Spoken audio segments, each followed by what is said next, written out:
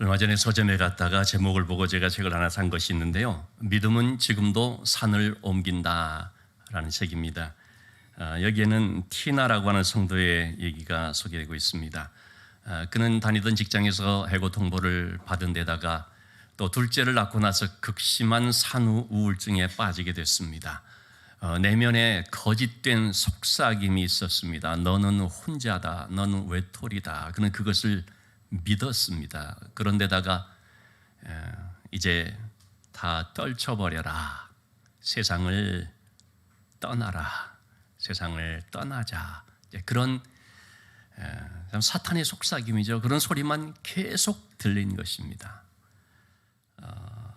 결국 그는 엄마의 만류를 부리치고 6살 난 딸의 그런 애원도 들리지 않고 차를 몰고 그리고 그 지역의 가장 높은 다리를 향해서 질주하기 시작했습니다.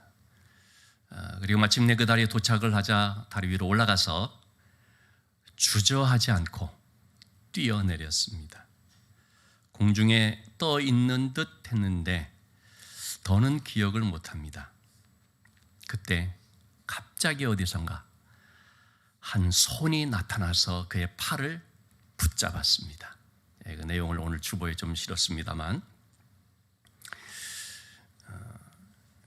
경찰 순찰차에 찍힌 그 카메라에 찍힌 그 내용이 그대로 이렇게 나옵니다. 남편의 신고를 받은 그런 경찰들이 출동을 하게 되는데 그 중에 볼트라고 하는 경찰관은 전속력으로 차를 몰아서 그 다리로 나갔습니다. 그리고 눈앞에서 그 다리를 향해서 올라가는 이 티나를 발견하게 됐습니다. 티나가 뛰어내리는 찰나 그는 몸을 던져서 그의 손목을 붙잡은 것입니다. 그리고 그 상태로 16초간을 버티면서 다른 경찰관들이 와서 티나를 끌어올릴 수 있을 때까지 붙잡고 있었고 마침내 건져낼 수 있었습니다. 티나는 이렇게 말합니다. 나는 떨어지고 싶었는데 그런데 그가 내 손을 놓지 않았다. 참 여러분이 이렇게 우리를요 붙잡고 놓지 않는 손이 있기 때문에 우리가 살 수 있는 것입니다. 여러분 그 손이 어떤 손이겠습니까? 주의 손이죠. 그 손은 크고 강한 능력의 손입니다. 사실은 그 교회의 많은 성도들이 그 티나를 위해서 계속 기도하고 있었던 것입니다. 그리고 교회를 다녔지만 마음이 참 단단하지 못했던 또 믿음이 연약했던 이 티나가 그 일을 통해서 이제는 완전한 그런 구원의 은혜를 체험하였기 때문에 믿음이 성장할 수 있었고 비록 현실의 어려움은 그대로 있었지만 그 가운데서 또 일어서서 나갈 수가 있었음을 말합니다. 여러분 우리가 살아가면서 때때로 삶을 놓고 싶은 생각이 들 때가 있습니다. 그런데 여러분 그때에 우리를 도우시는 주의 손이 있다는 사실을 기억해야 됩니다. 성도의 삶에도 고난이 있지만 고난만 있는 것이 아닙니다. 그 손은 주의 손이 함께하고 있습니다. 교회도 극심한 고난을 당할 수 있고 박해를 받을 수가 있습니다. 초대 교회가 그랬습니다. 그렇지만 주의 손이 함께 하셨기 때문에 그 고난을 이겨냈을 뿐만 아니라 오히려 그 가운데 성장하고 더 큰 부흥을 맛보기도 하는 것을 보게 됩니다. 오늘 본문의 말씀은요 교회 역사에 있어서 성경 역사뿐만 아니라 교회 역사에 있어서 한 획을 긋는 사건으로 알려진 내용입니다.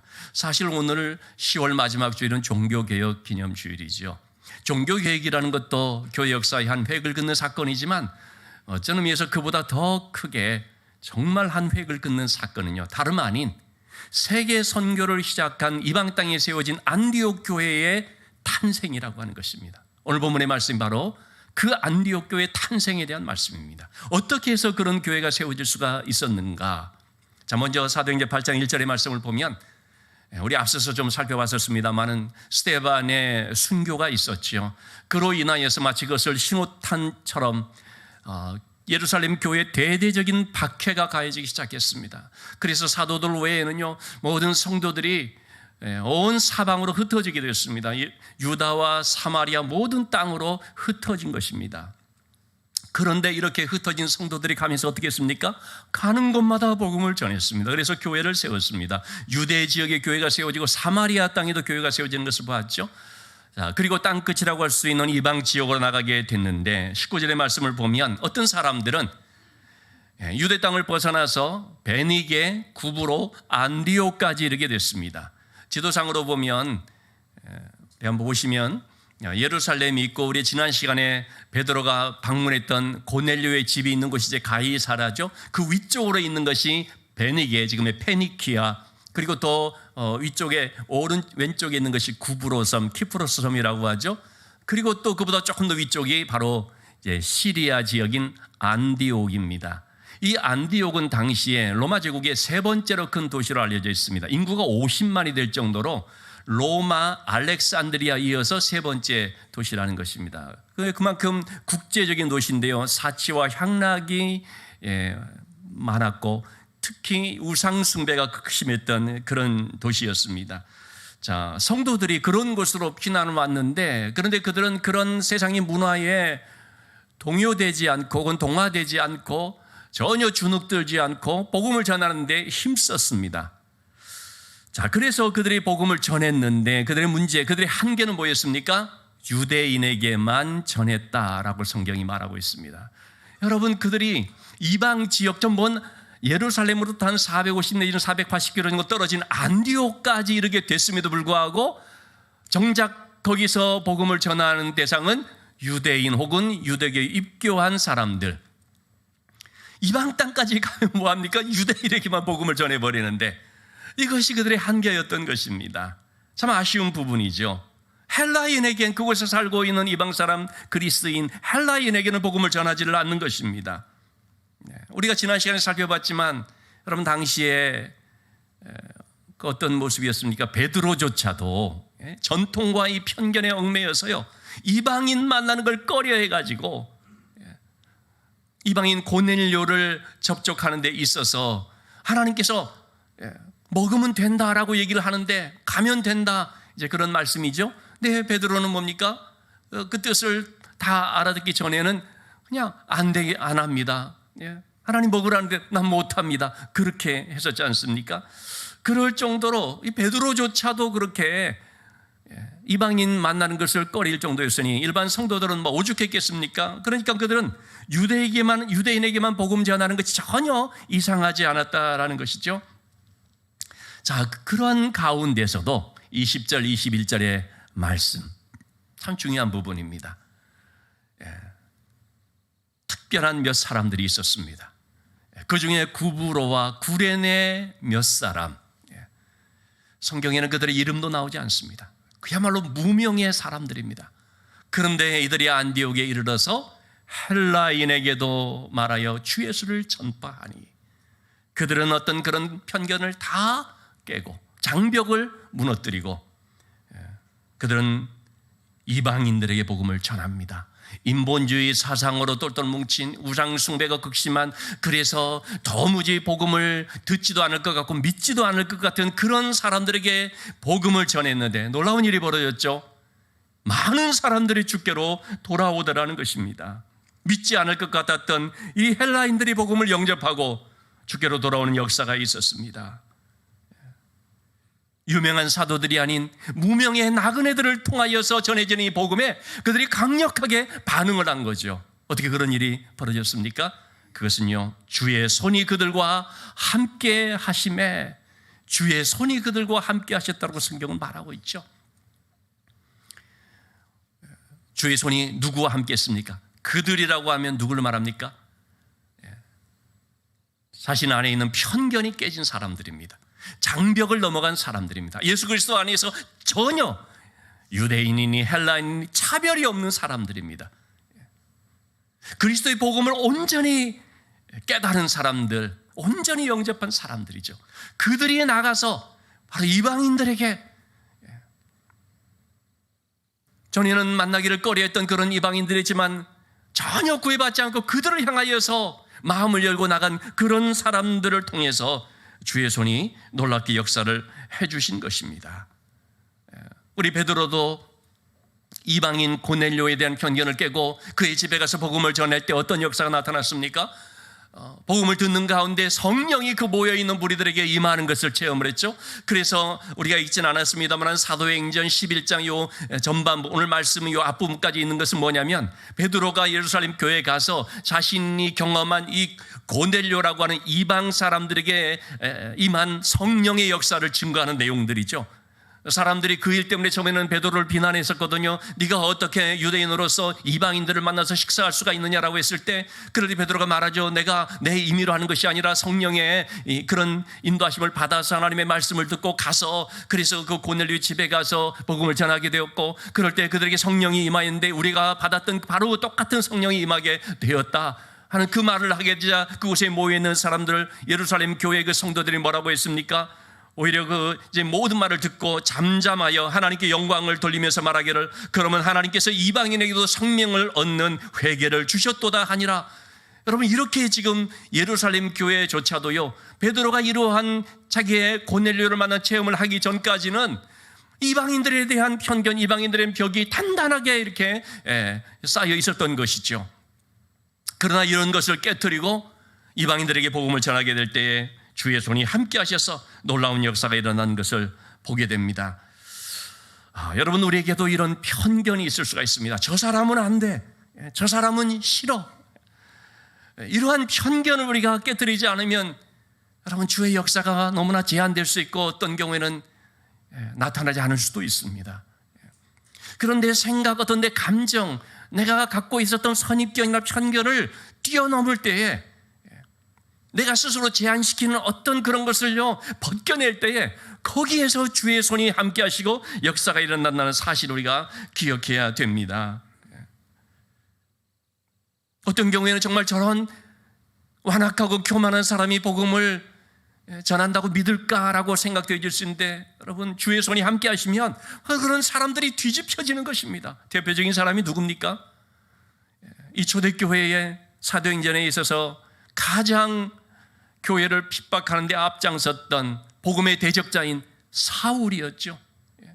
바울 사도가 되는 이 사울, 아마도 많은 사람들이 그때 이 사울을 보면서 정말 저 사람은 지옥에 갈 1번지 1순위다 그런 생각을 했겠죠. 어떻게 저런 사람에게 복음을 전할 수가 있느냐, 저런 사람은 복음이 전해져도 씨도 안 먹힐 것이다라는 그런 아마 생각되지 않을까 싶습니다. 근데 여러분, 그런 사울에게 주의 손이 함께 하시니까 완전히 그가 변화되는 놀라운 일이 일어나지 않습니까? 이처럼 주의 손은 크고 강한 능력의 손입니다. 우리는 내 능력을 탓할 때가 많이 있죠. 나는 뭐가 없어서. 여러분, 아무리 우리가 만 가지가 부족하다고 할지라도요, 주의 손이 도우시면 놀라운 일이 일어나는 것입니다. 때문에 여러분, 우리는 이 주의 손을 의지하여서 기도해야 되는 것입니다. 내 손으로 하는 것이 아니라 기도하는 손이 되어야 한다는 거죠. 우리 성경을 보면은 주의 손이 누구에게 역사하는가 여러 군데서 나오지 않습니까? 공통적으로 누굽니까? 기도하는 손.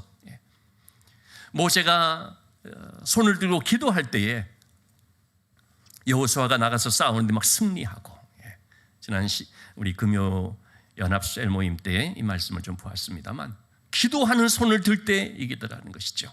기도하는 사람에게 주의 손이 함께 하시는 것을 보게 됩니다. 느헤미야도 그랬습니다. 예루살렘 성벽 건축이라고 하는 인간적으로 생각하면요 불가능한 일입니다. 그런 일에 도전을 하는데 금식하며 기도하죠. 그는 오직 하나님만을 바라보면서 기도할 뿐이었습니다. 왕의 마음을 어떻게 돌릴까, 이 국리 저 국리 어떤 방법을 쓰는 것이 아닙니다. 이 모든 것들이 주의 손에 있음을 알기 때문에, 주께서 주관하심을 알기 때문에 주님만을 바라보면서 전심으로 기도하며 나가는데, 수개월 동안을 기도하는 가운데, 묵묵히 기도하는 가운데 느헤미야 2장 8절 말씀에 보니까 하나님이 왕의 마음을 움직여서 일이 진행되게끔 해주시죠. 그럴 때 느헤미야의 고백이 그거죠. 하나님의 선한 손이 나를 도우심으로 왕이 허락하고 그랬습니다. 이 왕의 마음이 움직여져서 일들이 진행이 됐는데 어떻게 그 일이 이루어졌는가? 하나님의 선한 손이 나를 도우심으로입니다. 하나님의 손이 도우심으로 안 될 것 같은 일들이 이루어지더라는 것입니다. 어떻게 이런 일이 이루어질 수 있나 하는 그 일이 이루어지더라는 것이죠.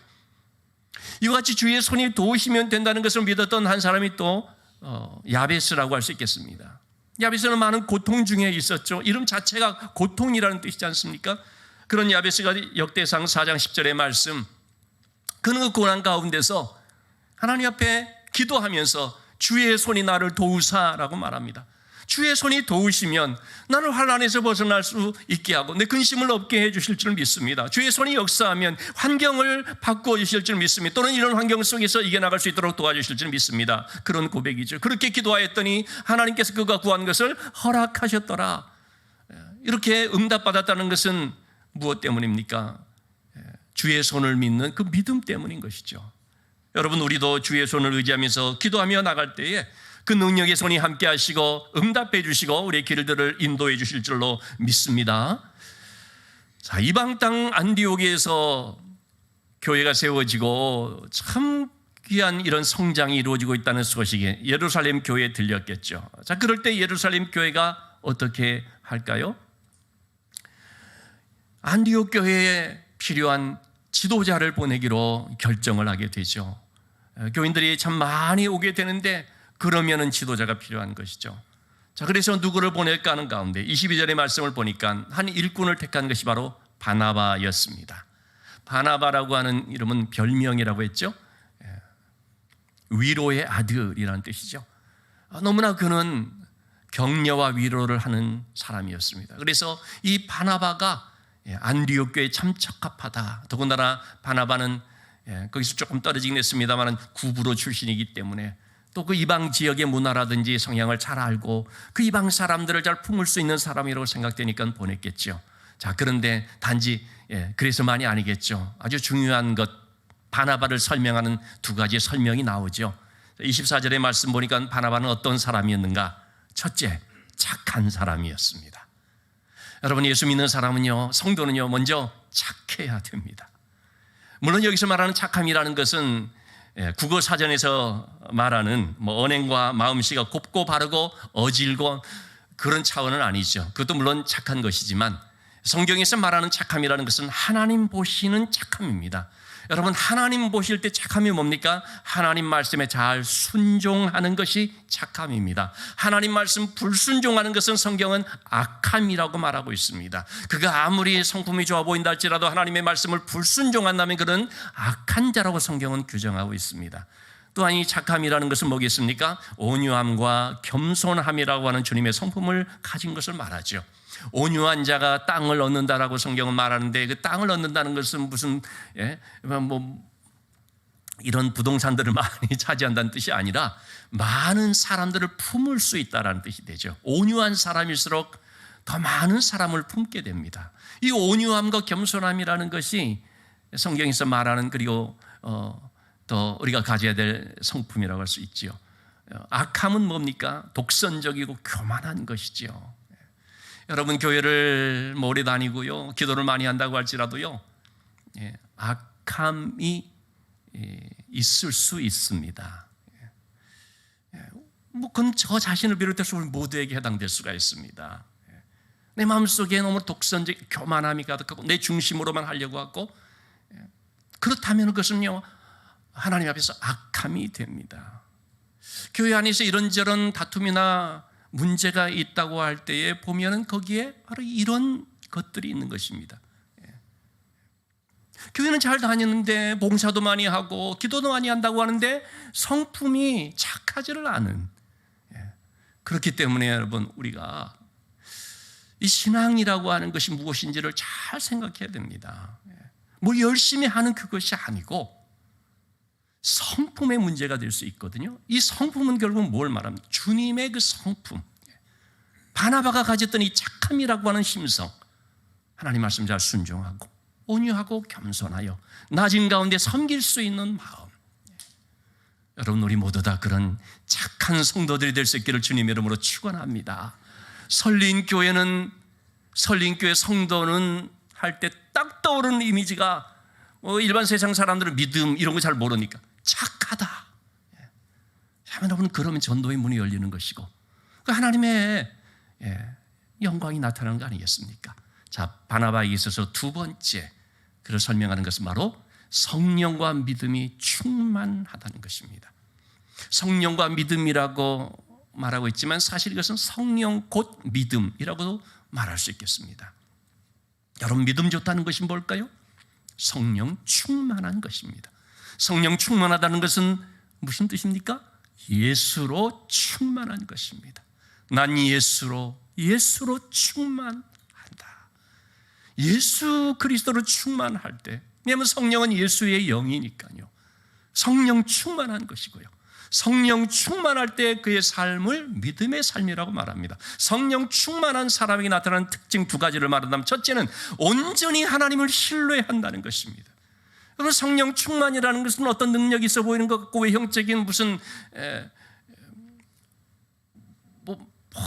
그냥 감정이 고조되고 뭐가 막 나타나고 그런 것처럼 생각될 수 있는데, 여러분 그거는 그냥 그건 겉으로 보여지는 것 또는 부분적인 것입니다. 본질은 뭐냐? 성령 충만이라는 것은 하나님께 대한 전적인 신뢰를 하는 거죠. 그러니까 어떻습니까? 염려 근심을 안 한다는 것입니다. 왜? 하나님 맡아주시니까. 또 한 가지 성령 충만의 특징이 뭐겠습니까? 세상을 두려워하지 않는 담대함이라는 것입니다. 여러분 정말로 우리가 성령 충만합니까? 그러면 하나님께 대한 온전한 신뢰와 세상을 두려워하지 않는 담대함이 있는 줄로 믿습니다. 우리가 그런 성령 충만을 위해서 기도해야 되는 것이죠. 바나바는 바로 그런 성령과 믿음이 충만한 사람이었습니다. 이러한 바나바가 안디옥 교회에 왔으니 그러지 않아도 성장하고 있던 그 교회에 얼마나 더 놀라운 역사가 일어나겠습니까? 이에 큰 무리가 죽게 더하여지더라 라고 성경은 말하고 있죠. 자, 이렇게 큰 부흥이 일어나자 그러자 또 어떤 문제가 생겼겠습니까? 바나바 혼자는 도저히 감당할 수 없을 정도의 규모가 되어지는 거죠. 그래서 일꾼이 필요했던 것입니다. 바나바는 그때 누구를 생각하게 됐습니까? 바로 그 지역에서 한 10몇 킬로 정도 떨어진 곳에 있었던 다소라고 하는 고향 다소에 머물고 있었던 사울. 참 너무나 놀랍게 변화된 이 사울을 생각하게 되었죠. 사울과 이 바나바의 관계가 우리 이미 살펴본 것처럼 사도행전 9장 26절 27절에 나오고 있죠. 사울이 다메섹에서 놀랍게 변화되어 그곳에서 복음을 전하고 그런 다음에 예루살렘으로 와서 예루살렘 교회 사도들이나 성도들을 사귀고자 했었는데 뜻대로 안 되었죠. 제자들이나 성도들은 사울을 기피했습니다. 믿을 수 없다. 또 사울에 대한 트라우마가 있어서 두려워하고 꺼렸죠. 여러분 그럴 때 이 사울을 위해서 중재하고 사울을 예루살렘 교회에 잘 소개해 준 장본인이 바로 누굽니까? 바나바였던 거죠. 그처럼 바나바는 위로의 사람이었고 온유한 사람이었고 품이 넉넉한 그런 어질고 성품이 좋은 그런 사람이었던 거죠. 이렇게 사울을 예루살렘 교회에 잘 소개했던 일이 있습니다. 그 후에 이제 사울이 고난을 당하게 되자 형제들이 그를 이제 고향 다소로 갈 수 있도록 도와줬죠. 그래서 그 후 계속 여기에 머물러 있었는데 바로 바나바가 이제 그를 찾아가게 됐습니다. 25절 26절의 말씀입니다. 사울을 찾으러 다소에 가서 만나게 되자 그를 데리고 안디옥으로 와서 1년간 큰 무리들을 가르쳤다고 했습니다. 여기서 말하는 가르침이라는 건 뭐겠습니까? 말씀 양육을 체계적으로 한 것이었습니다. 설교하고 선포하는 그런 차원이 아니라 체계적으로 말씀을 잘 가르치는 양육을 말하는 거죠. 이렇게 말씀의 양육을 통해서 이 성도들이 성장하게 되니까 성경은 지금 무엇이 되었다고 말하고 있습니까? 제자가 되었다고 말하고 있습니다. 여러분 이 제자가 됐다는 말, 제자라는 호칭을 듣는 것은 무슨 뜻이냐면 그들의 삶이 변화됐다는 뜻입니다. 제자라는 것은 정말로 주님을 닮은 사람, 그야말로 주님의 제자라고 말해줄 수 있는 변화된 모습이 있다는 것이죠. 이렇게 그들의 삶이 변화가 되자 이 안디옥의 성도들을 향해서 세상 사람들이 붙여준 이름이 등장하는데 뭡니까? 그리스도인. 비로소 그리스도인이라. 우리말 성경에 비로소라고 했는데 참 이게 과연 적절한 번역일지는 잘 모르겠습니다. 물론 어감을 잘 살려주는 내용인 것은 맞지만 그 원래 뜻은 비로소라는 말은 프로토스, 우리가 프로토 그럼 뭐 잘 알지 않습니까? 최초, 처음이라는 뜻이죠. 그러니까 비로소라는 말은 처음으로, 최초로 그리스도인, 크리스찬, 크리스티아노스, 그리스도인이라는 이 이름이 붙여졌다는 것입니다. 그 전까진 바리새인들이 예수 믿는 이 사람들을 좀 비아냥거리거나 또는 비하하면서 저 갈릴리 도당 혹은 나사렛 당 그런 식으로 이제 불렀는데, 그런데 안디옥에 있는 사람들은, 이 안디옥의 성도들을 보면서 저 사람들은 완전히 그리스도에게 속한 자다, 그리스도를 따르는 자다, 좀 더 말하면 그리스도에게 푹 빠진 자 혹은 미친 자다. 그러나 이것은 결코 예수쟁이라는 식의 어떤 좀 비하하는 그런 투의 말은 아니었다라고 성경학자들은 말합니다. 물론 그런 조롱조의 그런 것도 조금 섞였을 수 있을지 모르지만 그것보다 너무나 다르다라는 것입니다. 다시 말하면 저들은 유대 교인이 아니고 그리스도 교인이다. 이것이 딱 분간이 됐다는 거죠. 그 전까지의 예수 믿는 사람들은 유대교의 한 분파인 줄로 생각이 됐습니다. 유대교 중에서도 특별히 열심히 극성맞고 별스럽고 뭐 그런 식으로 좀 봐졌겠는데 보니까 유대교가 아니라는 것입니다. 완전히 다른, 즉 예수를 믿는, 예수를 그냥 뭐 좀 그런 종교에 그런 좀 참여하는 것이 아니고 완전히 예수 그리스도를 따르는, 거기에 완전히 속해버린 그런 사람이다라는 말씀이 되겠습니다. 자, 언제 그들이 이런 말을 듣게 됐습니까? 단지 성경 공부를 많이 하고 성경 지식을 많이 갖게 돼서 그거 아닙니다. 말씀 양육 통해서 삶이 변화되었을 때, 제자의 삶이 되었을 때, 저들은 우리와 다르다, 그리스도의 사람들이다 라고 한 것입니다. 어떤 분이 교인들의 유형을 몇 가지로 구별해서 이렇게 얘기를 해놨습니다. 달구지 교인, 누가 밀어줘야만 앞으로 나갑니다. 어떤 분들은 고양이, 바람에 나는 연과 같은 교인, 붙잡아주지 않으면 소리 소문 없이 사라져버립니다. 고양이 같은 교인, 여러분 고양이 길러보면 아시겠지만 늘 다독거려줘야 돼요. 그래야만 유지가 되는. 풋볼 같은 교인, 어디로 튈지 알 수가 없는 그런 교인. 풍선 같은 교인이 또 있다고 합니다. 마음에 조금만 거슬리면, 감정이 상하면 폭발해버리는 교인. 냄비 같은 교인도 있다고 합니다. 쉽게 끌어올랐다가 쉽게 식어버리는. 상업교인도 있다고 합니다. 교인들 상대로 비즈니스를 하는. 여러분, 이러한 경우들을 보면 공통적인 것이 뭐겠습니까? 전부 자기 중심이라는 거죠. 자기 이익, 자기 감정, 자기의 뜻, 자기 중심 되는 것. 그것은 그리스도인은 아니죠. 교회는 다니죠. 예배도 참석하죠. 뭐 봉사도 좀 할 수 있지만 그것은 자기 중심의 교인이죠. 그리스도인이라는 뭡니까? 그리스도가 중심이 되는 것입니다. 정말 그리스도에게 온전히 속했기 때문에 그리스도가 내 주인이 되는 것입니다.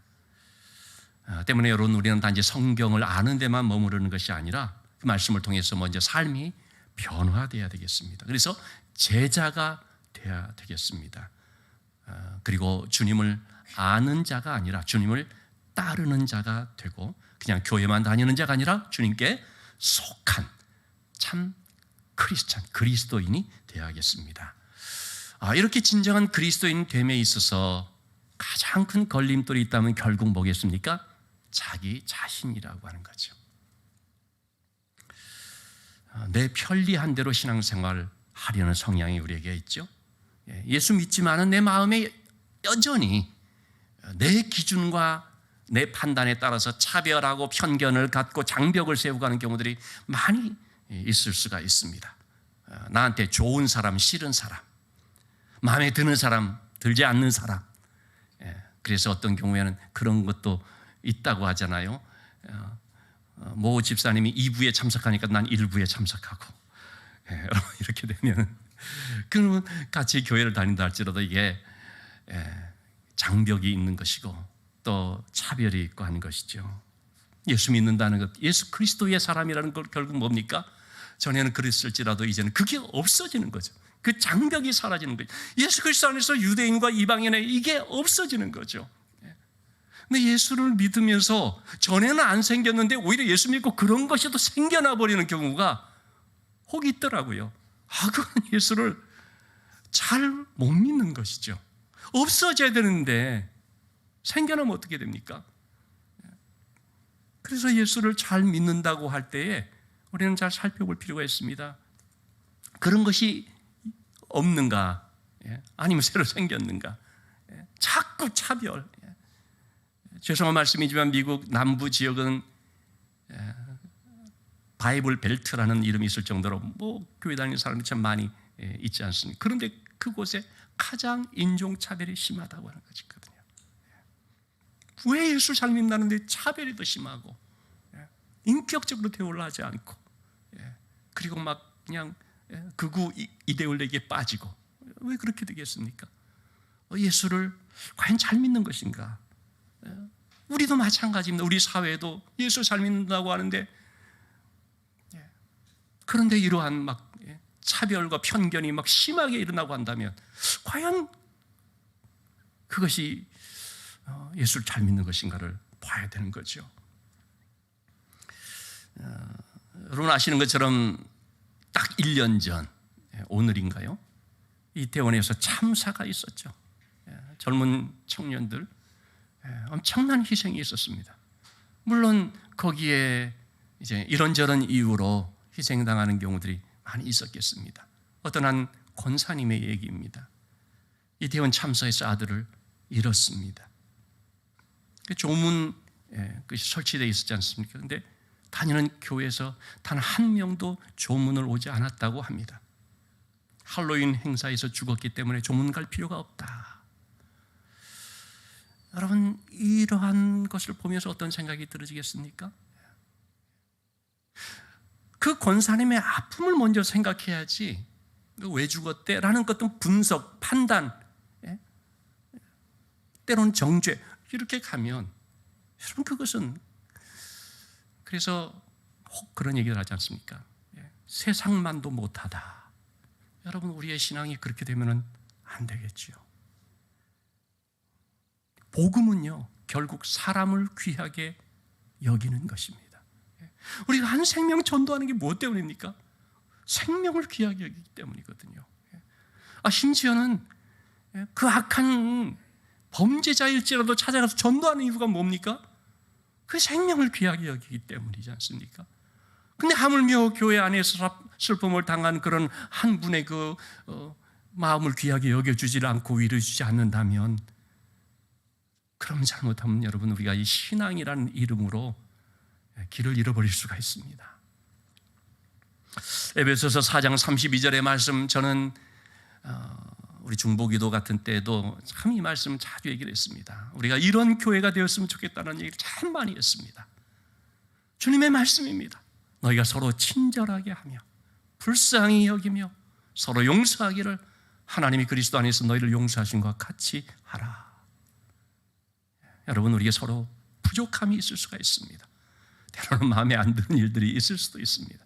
근데 여러분 그런 모든 것들을 다 내려놓고 서로 친절하게 불쌍히 여기고 용서해주고 세상 가운데서도 우리가 그렇게 해야 되는데 하물며 교회 안에서야 더 그래야 되는 거 아니겠습니까? 이것이 바로 그리스도인이라는 것입니다. 교회 안에서만이 그리스도인이 아니고 세상 가운데서 우리가 이런 삶을 살아갈 때 저 사람은 진짜 그리스도인이다 라는 말을 듣게 될 줄로 압니다. 여러분 왜 우리가 그렇게 해야 됩니까? 주님이 바로 우리를 그렇게 해주셨기 때문에 주님은 도저히 용납할 수 없는 죄인인 우리를 그렇게 찾아오셔서 내 모든 죄를 십자가에서 담당하시고 죽으심으로 우리를 용서해 주셨습니다.